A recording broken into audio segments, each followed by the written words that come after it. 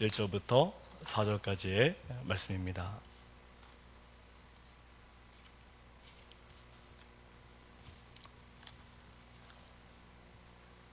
야고보서 1장 1절부터 4절까지의 말씀입니다.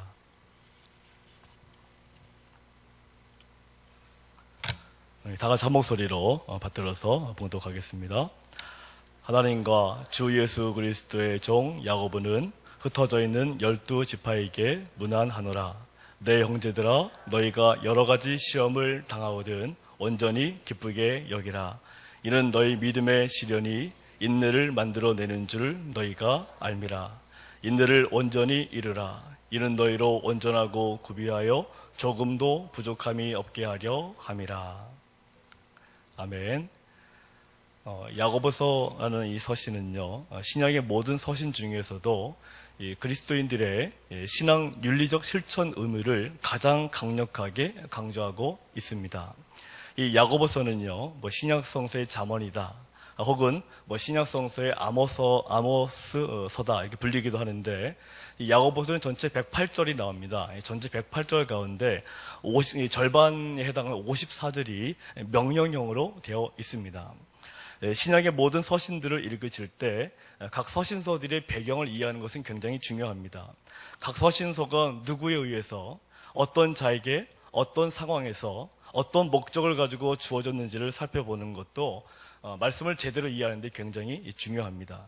그런 면에서 볼 때 이 야고보서는 예수님께서 부활을 승천하신 다음에 불과 20년이 채 되지 않았을 때 당시 예루살렘 교회 초대교회 지도자 중에 하나였던 그 야고보가 로마 제국 내에 흩어져 살던 이 디아스포라 유대인 출신 그리스도인들에게 보낸 그런 서신이 바로 야고보서입니다. 다시 말하면 예수님께서 부활 승천하신 뒤 20년 뒤에 흩어져 있는 유대인들에게 보낸 그리스도인들에게 보낸 서신이라는 거죠. 이 야고보서의 배경이 되는 그런 구절이 사도행전 8장 1절인데요. 이렇게 나와 있습니다. 사울이 그의 죽임당함을 마땅히 여기더라. 그날에 예루살렘에 있는 교회에 큰 핍박이 나서 사도 외에는 다 유대와 사마리아 모든 땅으로 흩어지니라. 여기서 그의 죽임당함이라는 것은 스데반의 순교를 말합니다. 스데반이 죽었을 때 예루살렘에 있던 교회에 큰 핍박이 났다는 것은 유대교가 그리스도교를 대대적으로 핍박했다는 거죠. 그 핍박이 얼마나 컸으면 예루살렘에 있는 교회의 성도들이 전부 다 사방으로 뿔뿔이 흩어졌다는 것입니다. 내가 살던 터전에서 도망갈 수밖에 없는 이 흩어진 성도들의 삶은 한마디로 시련 자체인 것이죠. 이번에 여름 성경학교 때 어린 아이들을 보니까 집에서 이렇게 편안한 삶을 살다가 국어 수양관 가니까 좀 불편하지 않습니까? 잠자리도 불편하고 하다 보니까 어떤 아이들은 힘들다고 둘째 날 가는 경우도 있다고 얘기를 들었습니다. 그냥 집을 벗어나는 그 자체가 시련인 거죠. 내가 서 있는 그 자리에 있어야 마음이 편안한데 그것을 벗어나면 왠지 불편하고 왠지 힘들고 왠지 고통스러운 것입니다. 초대교회 이 성도들은 자신들이 신앙생활을 했던 그 터전을 전부 다 벗어나게 됐다는 거죠. 핍박 때문에 벗어나게 됐다는 것입니다. 그런데 처음에 사방으로 흩어졌을 때에는 시련을 당했지만 가는 곳마다 복음을 전파해서 하나님 나라를 전파하는 고귀한 삶을 살았다. 이것이 초대교회 그리스도인들의 모습입니다. 그런데 이 시간이 지나가면서 흩어진 유대 그리스도인들 사이에 점차 문제점들이 발생하기 시작했습니다. 외적으로는 유대교를 신봉하는 이 동족 유대인들의 핍박이 있었고, 또 내적으로는 서로 사랑하면서 모든 것을 서로 나누었던 예루살렘 초대 공동체와는 달리 그리스도인들 서로가 서로 비난과 판단을 일삼았고요. 가난한 자를 무시하고 차별하였다는 것입니다. 또한 계속되는 시련에 지쳐서인지 세상과 타협하게 되고 급속히 세속화되어가는 조짐들이 나타났습니다. 다시 말하면 이 성도들끼리 서로 위로하고 격려하는 것이 아니라 서로 다툼과 분쟁을 일삼았고 하나님의 뜻보다 세상의 악한 지혜를 따라 살았고 자신의 뜻과 계획대로 세상의 부를 축적하는 데 관심이 퍼져 나갔습니다. 이 흩어진 그리스도인들은 주님을 향한 믿음은 분명히 있었습니다. 그런데 그 믿음이 자신만을 위한 믿음을 간직한 자들이 점차로 많아지고 있었다는 것입니다. 믿음이 있기 때문에 하나님은 잘 섬긴다는 것입니다. 말씀도 잘 보고요, 예배도 잘 드린다는 거죠. 내가 하나님만 잘 믿으면 다른 사람과의 관계는 상관없다는 겁니다. 바로 이런 상황에서 야고보는 흩어진 유대인 그리스도인들에게 믿음의 실천을 철저하게 강조하는 이 서신을 보내게 된 것입니다. 당시 흩어진 유대인 그리스도인들이 예수 그리스도에 대한 신앙을 고백하긴 했지만 그에 합당한 신앙의 열매들을 전혀 맺지 못하고 있었다는 사실입니다. 분명히 입으로는 주를 고백합니다. 입으로는 주님은 나의 구주이십니다. 주님은 나의 능력이십니다. 주님은 살아계십니다라는 것을 입으로는 고백을 했다는 거죠. 그렇지만 입으로 주님을 영접하는 사람다운 그런 이 삶의 열매들을 거두지 못했다는 사실입니다. 그래서 이 야고보서를 통해 믿음 있는 자는 예배 생활만 잘하면 되는 것이 아니라 주님께서 기뻐하시는 일을 행하는 것도 병행해야 된다고 강조하고 있는 것입니다. 이 믿음과 행위라는 것은 마치 나무와 열매의 관계처럼 밀접히 연관된 하나입니다. 한번 따라해 보실까요? 나무가 있기 때문에 열매를 맺는 것이고, 열매가 있기 때문에 나무가 있는 것입니다. 나무가 있기 때문에 열매를 맺는 것이고요, 열매가 있기 때문에 나무가 있는 것이라는 겁니다. 열매가 갑자기 하늘에서 뚝 떨어질 리가 없다는 말입니다. 다시 말하면 행위가 없는데 신앙이 있다는 것 자체가 모순이라는 것입니다. 신앙은 없는데 행위만 잘하는 것도 모순이라는 것입니다. 종종 이 교회를 안 다니는 분들 가운데에서도 이 좋은 일을 많이 하는 분들이 있습니다. 그러나 이 주님에 대한 신앙 없이도 좋은 일을 많이 한다고 주님께서 그들을 인정하시지 않는다는 사실입니다. 주님에 대한 신앙이 있는 것과 주님께서 기뻐하시는 일을 행하는 것이 균형을 이루어야만이 우리는 하나님께서 기뻐하시는 삶을 살아갈 수 있고 세상이 알지 못하는 크고 비밀한 축복의 은혜를 경험할 수 있는 것입니다. 오늘날 우리 한국에는 크리스찬들은 많지만 크리스찬다운 삶을 사는 자들은 많지 않다고들 합니다. 달리 말하자면 예수님을 믿는다는 신앙 고백하는 사람들은 참으로 많은데 삶 속에서 그 신앙을 실천하는 사람들을 찾아보기 힘들다는 것입니다. 이처럼 통탄스러운 한국교회 상황에서 이 야고보서는 참된 믿음이 무엇인지를 일깨워주고 믿음과 행위가 균형을 이루도록 하는데 유익한 말씀들을 우리에게 제시해주고 있습니다. 오늘 본문 1절 말씀을 다 같이 읽도록 하겠습니다. 시작. 하나님과 주 예수 그리스도의 종 야고보는 흩어져 있는 12지파에게 문안하노라. 1절 말씀에서 야고보는 이 자신이 이 본서의 저자임을 매우 간략하게 밝히고 있습니다. 자신을 누구라고 표현하고 있습니까? 하나님과 주 예수 그리스도의 종 야고보라고만 밝히고 있습니다. 여기서 야고보라는 이름은요, 구약 성서에 이 발 뒤꿈치를 움켜쥔 자라는 뜻을 지닌 히브리어 무엇입니까? 야곱이죠. 다시 말하면 이 야고보의 이름은 히브리어로 표현하는 야곱의 헬라어적인 표현입니다. 이해하시기 쉽게 말씀드리면 구약의 언어 표현이 야곱이면 신약에서는 야고보라는 거죠. 이 이름은 자신들의 직계조상인 야곱에 대하여 큰 자부심과 존경심을 가지고 있었던 유대인들에겐 당시에 굉장히 흔한 이름이 바로 야고보란 이름입니다. 신약 성경에서도 야고보라고 불리는 인물이 몇 명 나오는데요. 12제자 중에 헤롯에게 순교를 당한 세베대의 아들 야고보가 한 명이 있고요. 그 다음에 역시 12제자에 속했는데 알페오의 아들 야고보가 또 한 명 있습니다. 또 한 명은 누구인 것 같습니까? 예수님의 형제 야고보가 있죠. 이 세 명이 신약에 나오는 동일한 이름을 가지고 있는 야고보입니다. 자, 그렇다면 이 야고보 중에 누가 오늘 이 본서의 저자인 줄 아십니까? 이 야고보의 저자는 예수님의 형제인 야고보라고 이렇게 이야기합니다. 예수님의 형제 야고보는 초대 예루살렘 교회의 지도자였고요. 사도 바울은 그런 그를 베드로와 요한과 함께 교회의 기둥 중에 한 사람으로 갈라디아서 2장 9절 말씀에 소개를 하고 있습니다. 초대교회의 위대한 지도자였던 야고보도 원래는 예수님께서 살아계시던 때에는 예수님에 대한 신앙은 없었습니다. 요한복음 7장 5절 말씀을 보시면 이는 그의 형제들이라도 예수를 믿지 아니함이러라 라는 말씀을 통해서 볼 때 원래 야고보는 예수님에 대한 신앙이 없었던 사람입니다. 이처럼 예수님에 대한 신앙이 없었던 그가 주님의 제자가 된 것은 언제겠습니까?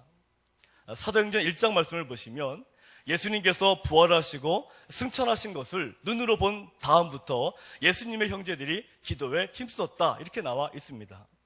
이 야고보가 예루살렘 교회의 지도자가 되었다는 거죠. 원래 예수님께서 살아계셨을 때만 해도 예수님에 대한 근본적인 신앙이 없었는데, 예수님이 돌아가시고 부활하시고 승천하신 다음부터 이 야고보가 예수님을 믿기 시작했다는 것입니다. 사도행전 21장 18절과 19절의 말씀을 보시면 3차 전도 여행을 끝마치고 예루살렘으로 돌아온 이 사도 바울은요, 하나님께서 자신을 통해서 이방인 가운데 사역하신 것에 대한 관해 이 장로들과 함께 있었던 누구에게? 야고보에게 상세하게 보고한 그런 장면이 나옵니다.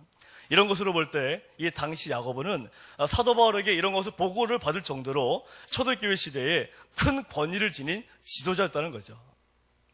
다시 말하면 오늘 천주교에서 얘기하는 교황 정도의 위치를 생각하시면 될 것입니다. 야고보의 말 한마디 한마디가 그 그리스도인들을 움직이는 굉장한 영향력을 가지고 있었다는 것입니다.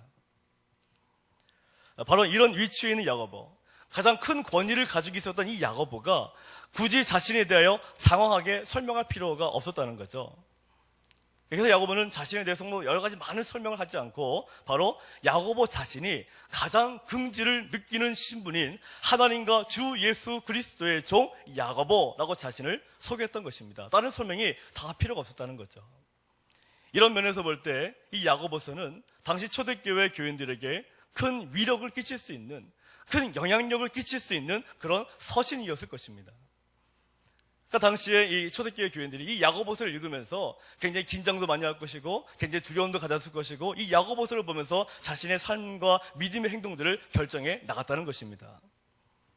그런데 야고보는 당시 교회에서 이처럼 최고로 존경받는 사람들 가운데 한 사람이었지만 자신을 겸손히 낮추어서 뭐라고 소개하고 있습니까? 주의 종이다 라고 소개하고 있습니다. 여기서 종에 해당하는 둘로스라는 이 단어는요, 이 당시의 노예제도 하에서 이해를 해야 됩니다. 단순하게 나는 종이다 이 정도 가지고 이해가 되는 게 아닙니다. 그 당시 노예는 어떤 존재냐면요, 전적으로 주인에게 매어져 있는 비천한 신분으로 어떠한 자유도 누릴 수 없었습니다. 따라해 보실까요? 종은 어떠한 자유도 누릴 수 없습니다.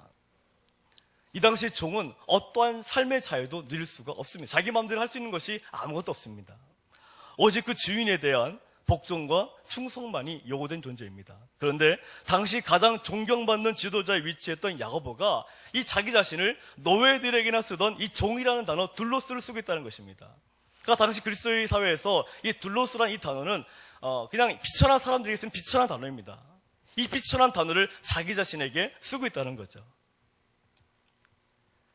이런 모습을 볼 때 이 야고보 자신이 주님 앞에 어떠한 위치에 있는지를 본인이 잘 나타내주고 있는 것입니다. 오늘 새벽을 깨우고 나오신 우리 성도님들께서는 우리 주님 앞에 내 위치가 어떠한 위치다라고 생각을 하십니까? 야고보는 그 시대에 상당한 위치에 있는 사람임에도 가장 큰 권위를 가지고 있는 그런 교회의 지도자임에도 불구하고 나는 하나님 앞에서는 종이다, 나는 하나님 앞에 노예다, 이렇게 표현을 하고 있는 것입니다. 다시 말하면 나는 아무런 자유가 없다라고 선언하고 있는 것입니다. 나는 오직 하나님께서 하라고 하는 대로만 하는 사람이 바로 나다, 이런 자신의 정체성을 야고보는 이야기하고 있는 것입니다. 우리는 자유에 대하여 내 스스로 마음대로 하는 것을 자유다라고 생각하는 경우가 많은 것 같습니다. 그러나 과연 그렇습니까?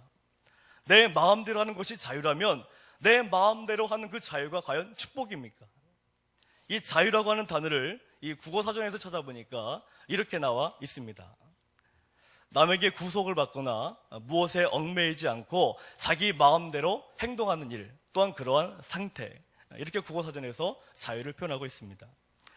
우리 자녀들을 보시면은요, 우리 자녀들이 만약에 나는 부모님 때문에 도저히 내가 답답해서 살지 못하겠어, 이런 마음으로 우리 아이들이 그냥 만약에 가출을 하게 된다면 그 자유는 그 아이들에게 축복입니까? 저주입니까? 어떻게 생각하십니까?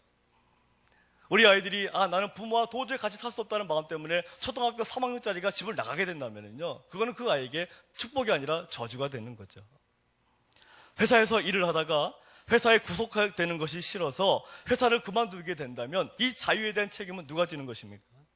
회사에 얽매이기 싫어서 내 마음대로 그만두는 자유를 행사하게 된다면 그 자유에 대한 책임은 회사를 그만둔 나에게 있는 것입니다. 회사가 사임을 요구한 것이 아니라 그냥 내가 내 스스로가 이 회사의 자유가 싫어서, 이 회사의 구속이 싫어서 내가 그만두게 된다는 것은 책임이 나에게 있는 거죠.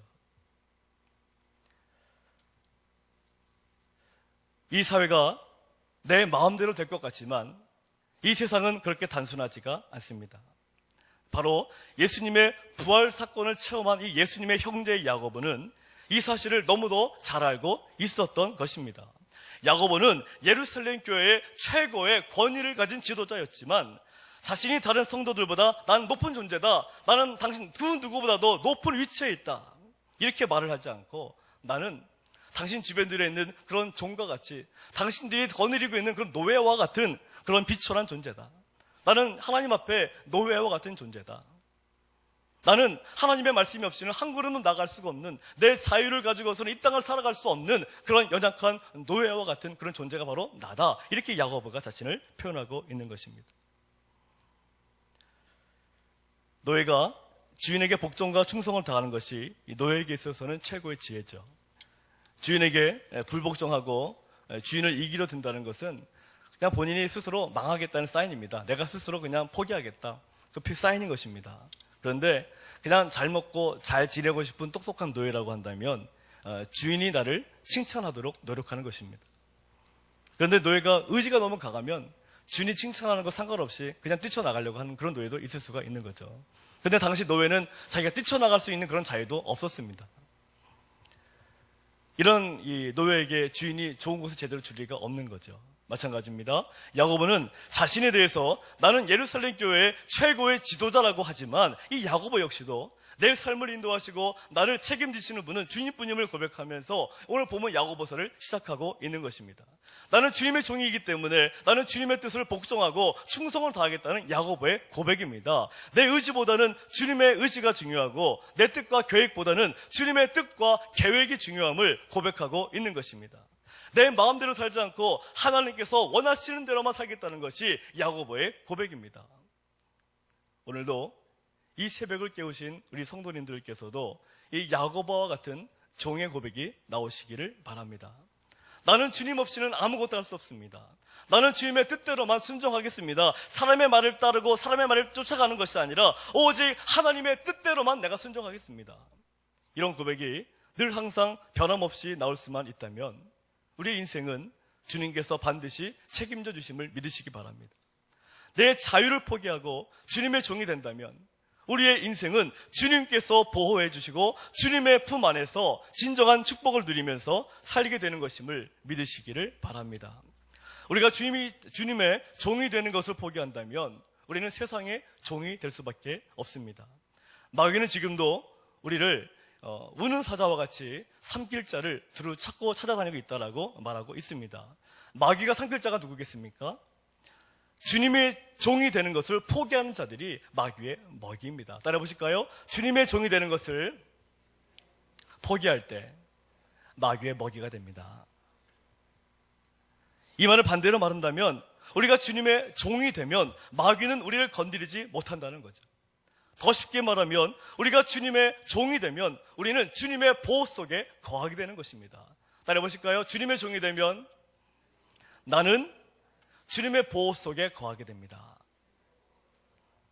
종이 되니까 자유를 못 누린다는 것이 아니라 오히려 주님은 나를 철저하게 보호해 주시면서 악한 마귀 사단으로부터 나를 건져내 주시고 나를 가장 좋은 길로 인도하신다는 것입니다.